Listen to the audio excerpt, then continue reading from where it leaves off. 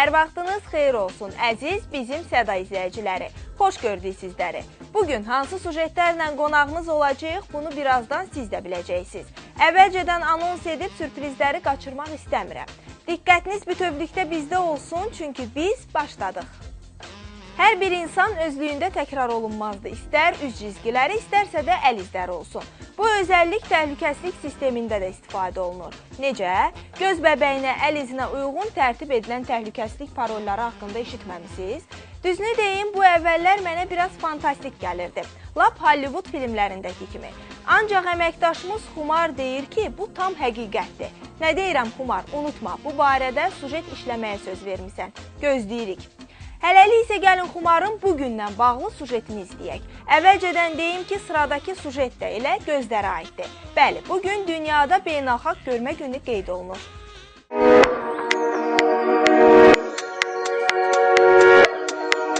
Beynəlxalq Görmə Günü Dünya Səhiyyə Təşkilatının təşəbbüsü ilə hər il oktyabr ayının 2-ci cümə axşamı günü qeyd edilir. Bu günün təqvimə salınmasında məqsəd körluq, görmənin pozulması və görmə qüsuru olanların reabilitasiyası problemlərinə diqqəti cəlb etməkdir. Ümumdünya Görmə Gününün qeyd olunmasında müxtəlif əlaqədar təşkilatlar iştirak edirlər. Beynəlxalq Körlüklə Mübarizə Agentliyi yaxın illərdə belə bir təkliflə çıxış etmişdi ki, Görmə 2020-ci il belə bir aksiya çərçivəsində Beynəlxalq Görmə Günü adında bir gün qeyd edilsin və bu gündə gözdən əlillər olan, zəif görən insanlara digər sağlam insanların mərhəmət dolu yardımı. Buna görə də Beynəlxalq Körlüklə Mübarizə Agentliyi qərarı aldı ki, bütün dünyada görmə günü qeyd edilsin. Hazırda dünyada təqribən 284 milyon insanın gözlə bağlı problemləri var. Onların 30 milyonu görmə qabiliyyətini tamamilə itirib. Ölkəmizdə də 30 min görmə qüsuru olan şəxs var. Azərbaycan xalqının tarixində də bilirsiniz ki, həmişə hansısa bir problemi olan, əlilliyi olan insanlara mərhəmət, xüsusən də bu görmə problemi olan insanlara qarşı bir mərhəmət duyğusu. Bu bizim atalar sözlərimizdə də, bizim klassik ədəbiyyatımızda da, bizim folklorumuzda da həmişə qabardılır. Və bilirsiniz ki, indinin özündə də hətta insanlarımız əgər hər hansı bir görmə problemi olan insan görürlərsə, mütləq ona kömək edirlər. Yolu keçməsindən tutmuş bir çox köməklilərə qədər. Düzdür, xaricdə biraz fərqlidir. Məsələn, orada artıq hətta robotlar var ki, görmə problemi olan insanların kömək edirlər. Ümumdünya Görmə Günü çərçivəsində göz xəstəliklərinin qarşısının alınmasına yönəldilən maarifləndirmə və profilaktik tədbirlər də həyata keçirilir. Bugün 2002-ci ildən etibarən ölkəmizdə də qeyd olunur. Mən də bugün maraqlı bir eksperiment etmək istəyirəm. Görmə problemi olan insan obrazına girəcəm və görəsən şəhər sakinlərinin münasibəti necə olacaq?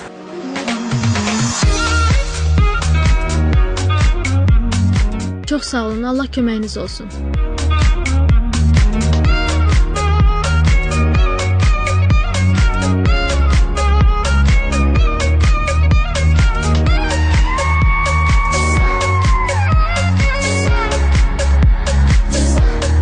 Çox sağ olun, minnətdaram. Sizə də əziyyət verdim.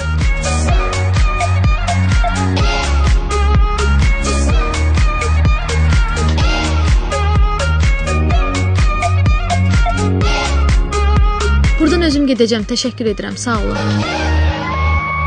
Əngəlli insana kömək elədi. Sizcə hər kəs kömək eləməlidir belə insanlara? Əlbəttə ki.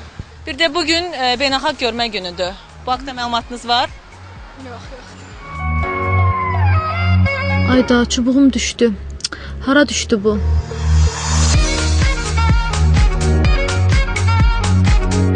Köməyə görə çox sağ olun. Kömək eləməlidirlər də hər halda. Yəni onlar da yəni biz də nə vaxt elə ola bilərik. Elə bir adam gördün, insanlıqdan bir balaca payın varsa kömək eləməlisən. Bugünün insanlara yardımcı olmaq baxımından əhəmiyyəti böyükdür. Çünki heç kim bu problemlə qarşılaşmaqdan sığortalanmayıb. Xüsusi qayğıya ehtiyacı olan insanlara dəstək olmaq üçün bu cür xüsusi günləri gözləmək lazım deyil. Unutmamalıyıq ki, bəzən bir kəlmə xoş söz, adi mülayim rəftar belə qarşımızdakı insana müsbət enerji bəxş edə, onu həyata dördəllə sarılması üçün həvəsləndirə bilər.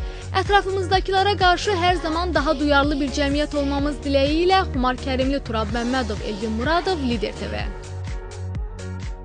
Dünyamız çox rəngarəng və heyrətamizdir. Hərdən düşünürəm, görəsən yer üzündə insan ayağı dəyməyən torpaqlar qalıbmı?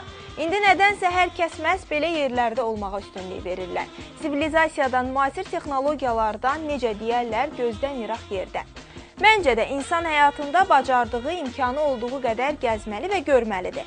Mən özüm də səyahəti çox sevirəm. Yenilik, kəşf etmə, yeni insanlarla ünsiyyət qurmaq olduqca maraqlı gəlir.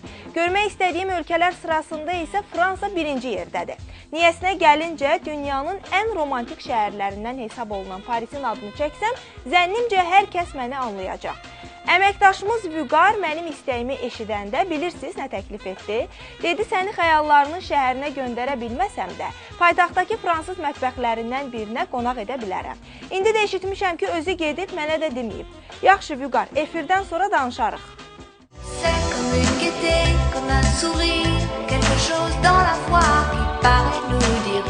Hörmətli tamaşaçılar, bu dəfəki mövzumuz Fransa mətbəxinin ən məşhur yeməklərindən biri ratatouilledur və indi aşpazımız Cəlal bizə həm bu yeməyi, həm də bu yeməyin yanında burqund sayığı antrikotu da hazırlayacaq və bizə bu iki yemək haqqında məlumat verəcək. Salam Cəlal. Cəlal, bax, bu yeməyin əsas özəlliyi nədən ibarətdir?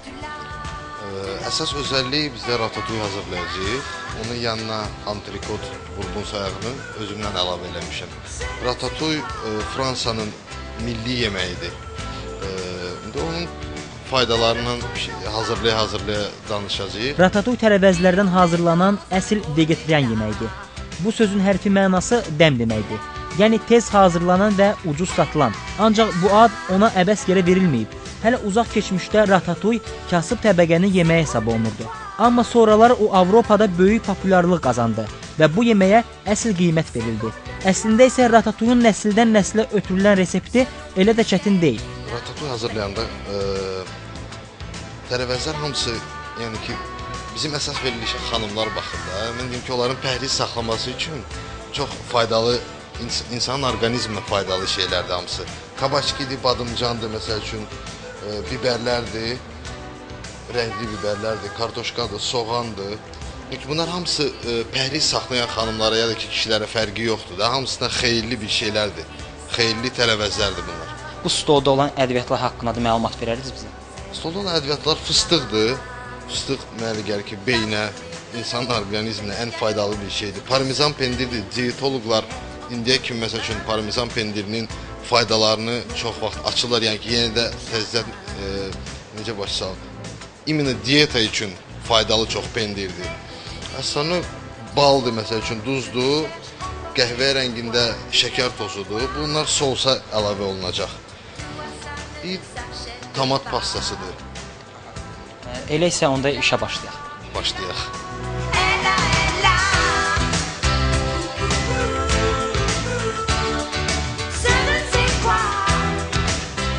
Yeməyin hazırlama prosesindən bizə də məlumat verərdiniz? Yeməyin hazırlanma prosesi çox sadədir.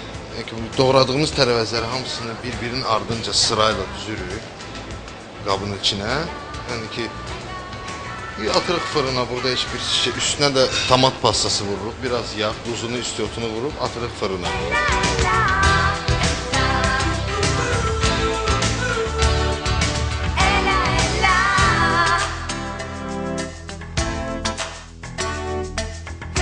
İndi nə edirik biz? Tərəvəzləri hazırladıq. Gördünüz ki, çox az vaxtımızı aldı bizim.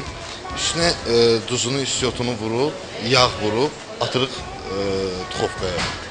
Orada 15-20 dəqiqə bunların qızarması lazımdır. Üstündən ən sonda artıq masaya verilən vaxt üstünə tomat pastası vurub verəcəyik. Xüsusi hazırlanmış tomatlı pastamızı vurub verəcəyik süfrəyə. İndi isə bunu duzunu, istiotunu mən vururum.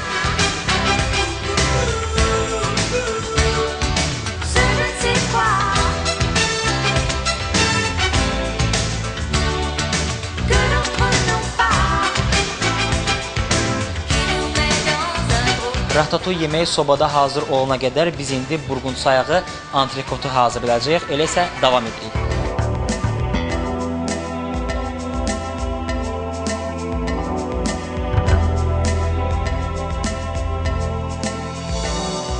C'est comme une gaieté, comme un sourire, quelque chose dans la voix qui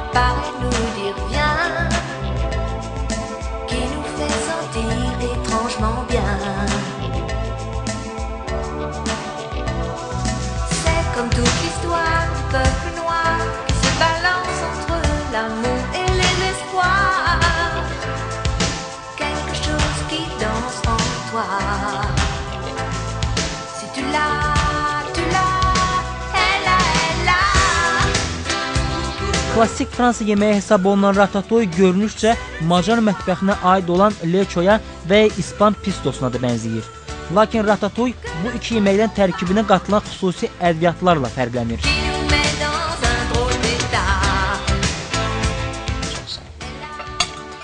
Yeməyimiz artıq hazırdır və süfrəyə gəlib və mən indi onun dadına baxacağam, görüm dadı necədir.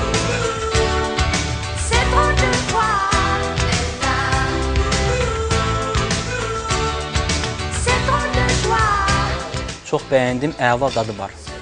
Fransızların ratatouille haqqında bugünlük bu qədər. Sizi gələn verilişlərimizdə də dünya mətbəxlərinin inciləri ilə tanış etməyə davam edəcəyik. İspaniyaya, Fransaya, İtaliyaya gedə bilməyənlər əsl ziyafəti elə öz mətbəxlərində də təşkil edə bilərlər. Vüqar Səfərli, Rahim Mustafayev, Lider TV. Eşitmisiniz, deyirlər qırmızı rəngli qidalar qanı artırır. Yaxşı yadımdadır, əməkdaşlarımız bu barədə, daha doğrusu, rəngli qidaların insan orqanizminə faydaları haqqında sujet hazırlamışdılar. Əgər bu belədirsə, onda mən qanımdan tam arxayınam. Çünki məndən çox qırmızı meyvə tərəvəz yeyən bəlkə də yoxdur. Çuğundur, pomidor, qırmızı bibər, qarpız, moruq, qara tut, gilas, ən sevdiyim çiyələk. Uşaqlıqdan sevirəm bu gülə meyvəni. Həm özünü, həm mürəbbəsini, ən çox da tortunu. Məncə çiyələyi sevməyən insan çətin tapılar. Mən də çiyələk xəstəsiyəm, hətta işdə mənə zarafatla çiyələkman da deyirlər. Nəysə, əməkdaşımız Türkan da deyəsən çiyələk aşiqlərindən daxı. Əgər belə olmasaydı, sıradakı sujeti bu meyvəyə həsr etməzdi. Gəlin bir yerdə baxaq.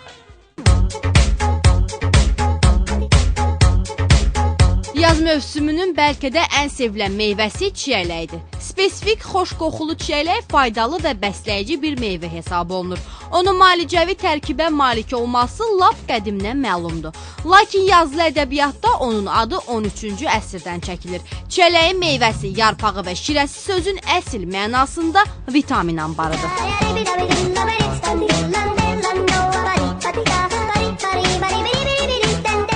Qidalandırıcı dəyəri yüksək olan çiyələk xüsusilə C vitamini ilə zəngindir. İmmunitet sistemini gücləndirməklə yanaşı, bədəninizdəki zərərli təsirləri olan toksinlərin yox edilməsinə kömək edir. B5, B6 və K vitaminləri cəhətdən olduqca zəngindir. Çiyələk bədəninizdə bir çox vəzifəsi olan maqnezium və mis minerallarının da yaxşı bir qaynağı ola bilər. Çiyələk ilk növbədə minerallarla zəngindir. Minerallar hansıdır? Kalium, natrium, kalsium, maqnezium, dəmir də onun miqdarın tərkibində vardır və vitaminlər.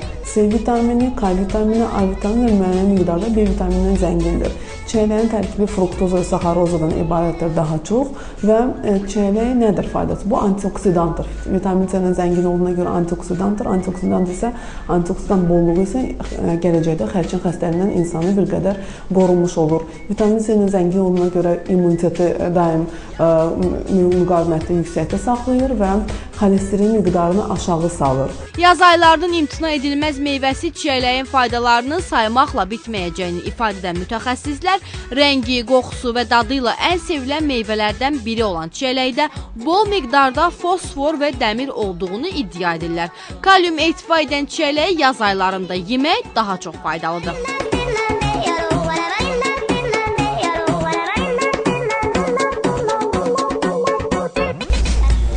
İnsanın ruhdan düşməməsi və daima yaxşı əhval-ruhiyyədə qalması üçün müntəzəm şəkildə çiyələk yeməsi məsləhət görülür. Gün ərzində 150 qram çiyələk yeməklə asanlıqla stressdən qurtulmaq mümkündür. Tərkibində 50-dən çox ətirli və xeyirli maddələr olan çiyələk insanın mənfi emosiyalarını azaldıb ruh yüksəkliyini artırır. Çiyələyin öz xarakterli, gözəl təbii ətri də öz yerində. Üzərinə şokolad sosu tökülən yetişmiş çiyələk isə sadəcə həzz vermək məqsədi ilə yeyilir.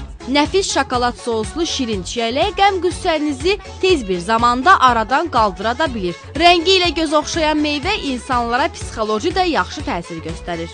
Həqiqətən də sınanmışdı ki, hər bir meyvənin insanlara psixoloji cəhətdən mövsümünə görə hansısa bir həm belə deyək, tibbi cəhətdən, həm də psixoloji cəhətdən müsbət təsir var. Şirniyyatlar hazırlanır həmin meyvə tərkibində olan ən çox qadınların sevdiyi meyvədir, yəni çələkli hansısa bir desertlər olsun, şirniyyatlar olsun istifadə olunur. Bu həm gözlərinə oxşayır, həm də ruhlarını belə deyək, o əhval-ruhiyyə verir. O çiyələk şəklinə belə baxanda insanda hansısa bir belə deyək, xəyallar oyanır, əhval-ruhiyyə yüksəkliyi əmələ gəlir. Çiyələyin 100 qramında 37 kalori var. Mütəxəssislər çiyələyin həzm edilməsinin biraz çətin olduğu üçün mədəsi xəstə və tənbəl olan kəslərə çiyələk suyunu məsləhət görürlər. Çiyələk xüsusən xama, qaymaq və dondurma ilə yeyilir. Çünki bu həm çox ləzzətli olur, ləzzət verir, həm də ki çiyələyin tərkibində olan müəyyən qrup vitaminlər var, A vitamini məsəl üçün. O xamanın tərkibində olan yağla bir yerdə onun sorulması daha tez baş verir. Bu da onun faydasını bir qədər də artırır. Yaz meyvəsi mübadilə proseslərini sürətləndirir, artıq çəkidən azad olmağa da kömək edir. Digər meyvə və gilə meyvələr kimi çiyələyi də qida qəbulundan dərhal sonra qəbul etmək olmaz. Bu meyvənin qida qəbulları arası yemək daha effektli təsir göstərir.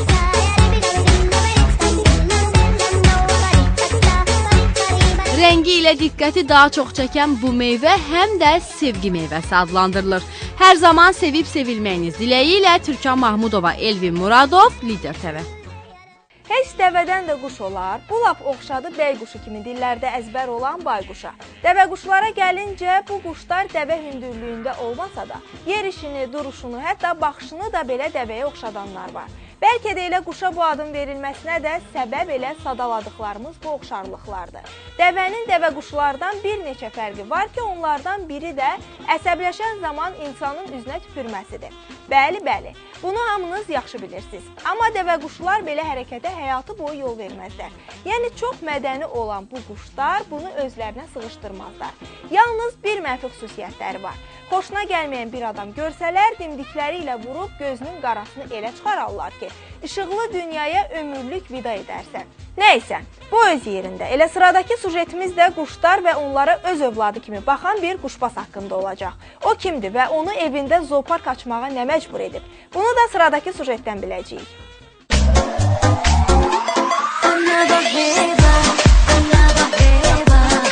Qusar rayonunun Aşağı Ləcər kənd sakini Şəhriyar Tağıyevin evi bir növ kiçik zooparkı xatırladır. Burada müxtəlif növ quşlara rast gəlmək mümkündür.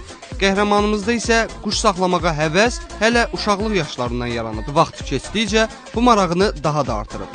Birinci dəfə atam harca mən 3-cü sinifdə yoxsa 5-ci sinifdə oxuyanda şəhərdə mənə bu tutuq quşları getirmişdi, qəşəng quşlar idi. Sonra onları saxlaya yavaş-yavaş bu təbiətə, bu canlı aləmə, bu quşlara mənim meylim yenə də artdı çox. Özüm ixtisasca bu ekoloq olduğuma görə istədim ki, bunlar nəsli kəsilməkdə olan quşlar deyil, bunların biraz da artımı eləyim. İstədim çoxalsınlar bunlar. Hazırda Şəhriyarın həyətindəki kiçik zooparkda 40 göyərçin, 2 tovuz quşu, 1 kəklik və 10 qırqovul var. Bunlarla yanaşı Şəhriyar sissar, heyrəti və Hind toyuğu kimi müxtəlif növ ev quşları saxlayır. Bu quşların əksəriyyətini alır, bəziləri isə ona hədiyyə edilir. Şəhriyarın ən baha qiymətə aldığı quşlar bu tovuz quşlarıdır. Şəhriyar onların cütünü 500 manata əldə edir.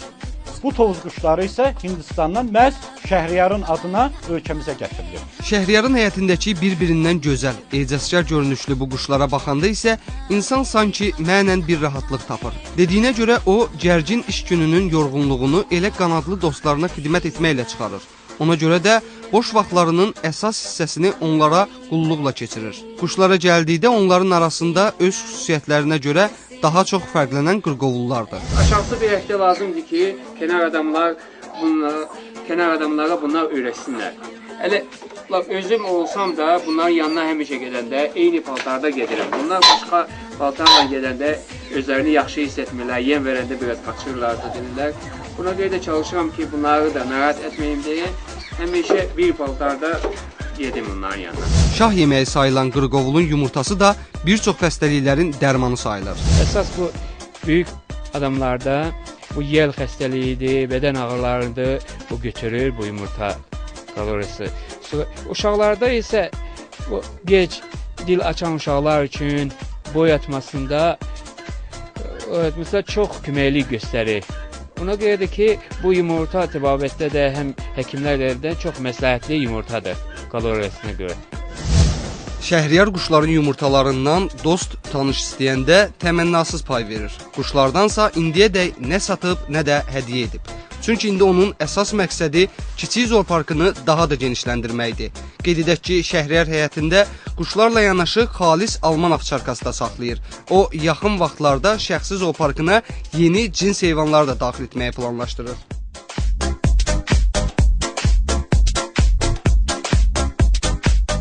Yusif Mahmudov, Ceyhun Vəlibəyov, Nurlan Vilayətoğlu, Lider TV, Qusar. Bax belə, bizdən bugünlük də bu qədər. Sabah yenidən görüşmək ümidi ilə. Sağ olun, salamat qalın. Başlayaq da. Sağ ol, sən necəsən? Dünya, gözdən, İraq yerdə. İstəyimi, nə? Mən özüm də səyahəti çox sevirəm. Yenilik, kəşf. Əvvəlcədən deyim ki, hələlik isə gəlin Xumarın bugündən bağlı sujetini eşitmədim, davay. Rəngli qidaları. Uşaqlıqdan sevirəm bu. Hardaydı o söz?